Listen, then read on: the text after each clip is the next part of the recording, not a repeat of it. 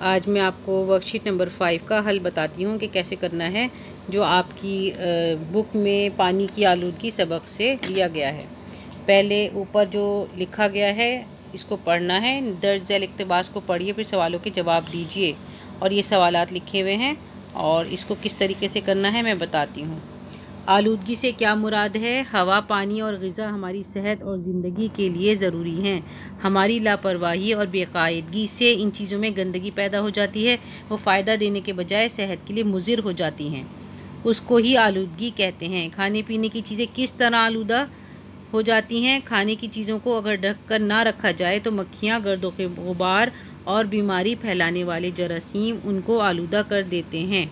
गली कूचों में बिकने वाली खुली चीज़ों को नहीं खाना चाहिए और घर में भी ग़िज़ाओं को ढक कर रखना ज़रूरी है।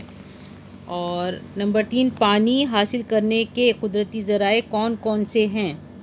बाउलियाँ, तालाब और नहरें पानी हासिल करने के कुदरती ज़रिए हैं। इसके अलावा बारिश का पानी कुदरती तौर पर साफ़ सुथरा होता है, वो भी एक अहम ज़रिया है। आलूदा पानी को पीने के काबिल कैसे बनाया जाता है? आलूदा पानी को पीने के काबिल बनाने के लिए उसे जोश देकर ठंडा करें और छानकर किसी साफ़ बर्तन में रखें। जोश देते वक्त 2 चुटकी पोटेशियम परमैंगनेट डालने से जरासीम मर जाते हैं। गदले पानी को साफ़ करने के लिए फिटकरी के टुकड़े डालने के बाद कपड़े से छान लेना चाहिए। इस तरह मिट्टी के ज़र्रात तह में बैठ जाते हैं और पानी साफ़ हो जाता है।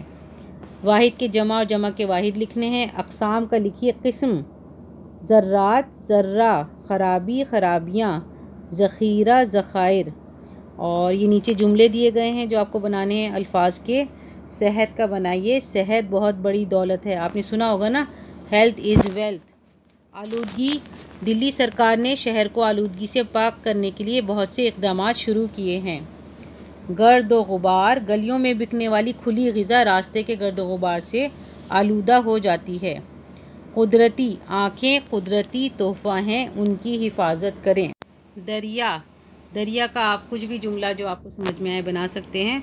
और वैसे एक ये शेर है, दश्त तो दश्त हैं दरिया भी न छोड़े हमने, दश्त तो दश्त हैं दरिया भी न छोड़े हमने, बहरे ज़ुल्मात में दौड़ा दिए घोड़े हमने।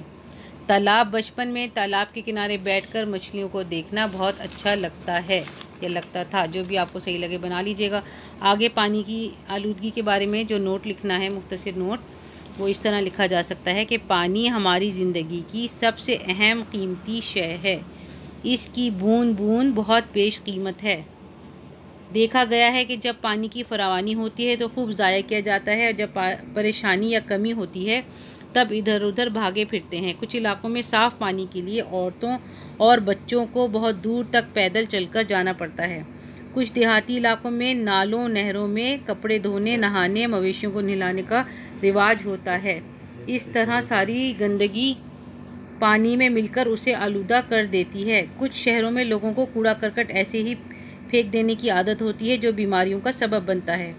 कारखानों से निकलने वाला बेकार मादा और कीड़े मार दवाओं का छिड़काव भी पानी की आलूदगी में इजाफ़ा करता है। हुकूमत ने अपने मुल्क को आलूदगियों से पाक करने के लिए जो काम शुरू किया है, हमें उसमें भरपूर ताउन करना चाहिए। पानी के बड़े टैंक को ढककर रखना चाहिए। पीने के लिए आजकल फ़िल्टर की सहूलत आम है। कूड़ा करकट जो है कूड़ा गाड़ी में फेंकना चाहिए। घर के साथ गली मोहल्ले की सफाई सुथराई पर भी ध्यान देना चाहिए ताकि मक्खी मच्छर ज़्यादा ना हों।